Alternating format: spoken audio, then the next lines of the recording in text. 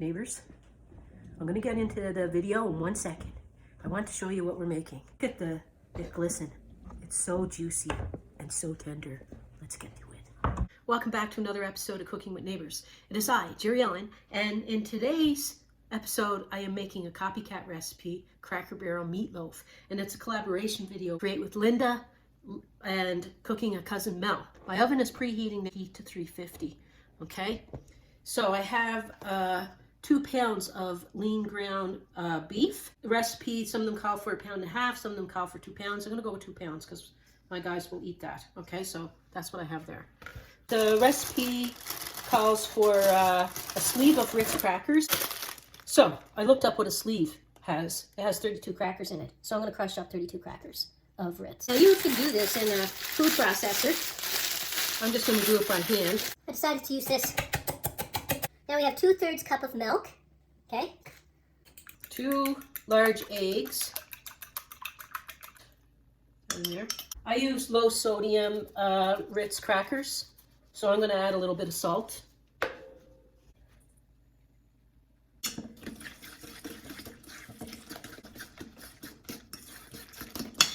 Okay, now I have a 1/2 cup of small diced green bell pepper, and small diced 1/2 cup of onion. You know what? I can't believe what's weird to me is gotta have garlic, man. It doesn't say garlic on any of the recipes that I saw. You know, I really so want to put in garlic. But I'm gonna give this, they like, comment down below if, you know, if you think some garlic. So anyhow, we're gonna put in our mushy up mixture here. By putting all your liquid in with the crackers and that, it really helps this to be moist and not dry, because you don't want the crackers dry in it. You want those Ritz crackers giving it that flavor, and you want the milk to have it from drying out. So this way it doesn't cancel each other out, it works together. And also, it needs sharp cheddar. For some recipes call for 1/2 cup. That's my oven. Preheat it. Some of it calls for 1/2 cup, some of it calls for 1 cup, so I'm gonna go almost 3/4 of a cup of sharp cheddar. I'm gonna put this out onto a pan, and I'm gonna form it into a loaf, a meat loaf. You don't want the air pockets in it, so you want to select a little. 1 second. One second. The reason why I paused, I wanted to get parchment paper. When I'm not using loaf pan, I don't want to use loaf pan because I want the sauce that we're making to go like on the sides and not just the top. So I want to get a fork, because the height of my meatloaf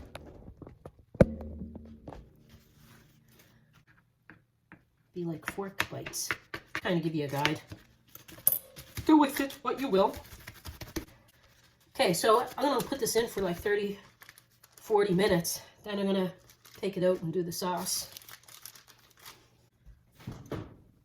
And then we'll be putting it back in again, of course, till it's cooked. I am doing some dishes. Thought I'd come on for a minute and just say, when you're making a meatloaf, bake it in the oven at a temperature that is low and kind of slow. Don't do it at 400 or 425. Do it at like a 325 to 350 range in the oven, so that it is a juicier meatloaf, so it doesn't dry out on you. There's science to Maillard reaction, I guess, or something.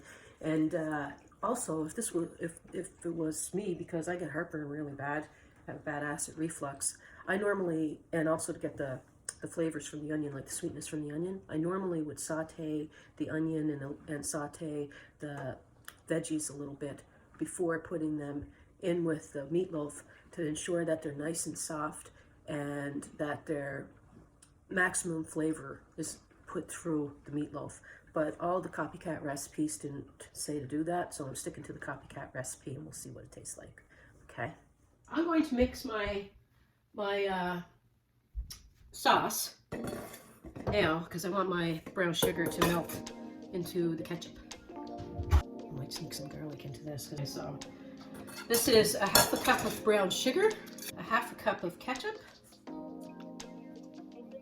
couple of teaspoons of mustard, put a few tablespoons of, like 2 tablespoons of apple cider vinegar in there, a little bit of minced garlic. Mushing in my brown sugar, and it will dissolve in there. I like a little bit of vinegar in here because with the sweetness of the brown sugar and the ketchup, I just want to balance it a little. All right, we're going to put sauce on. It ain't going to look like much until then.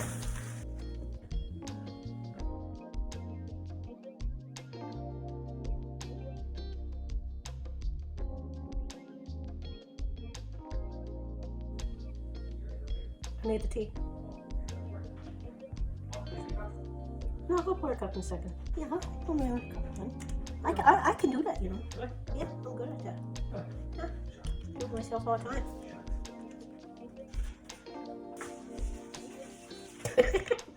You're a bugger. You know that.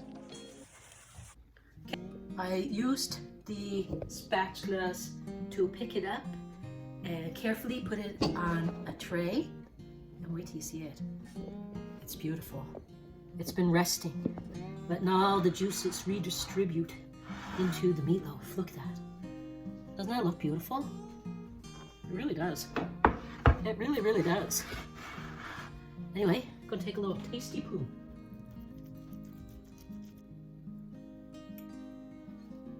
It's still warm.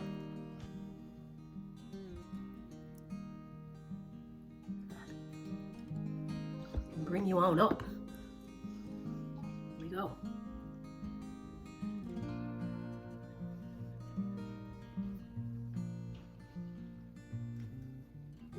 That is a good meatloaf.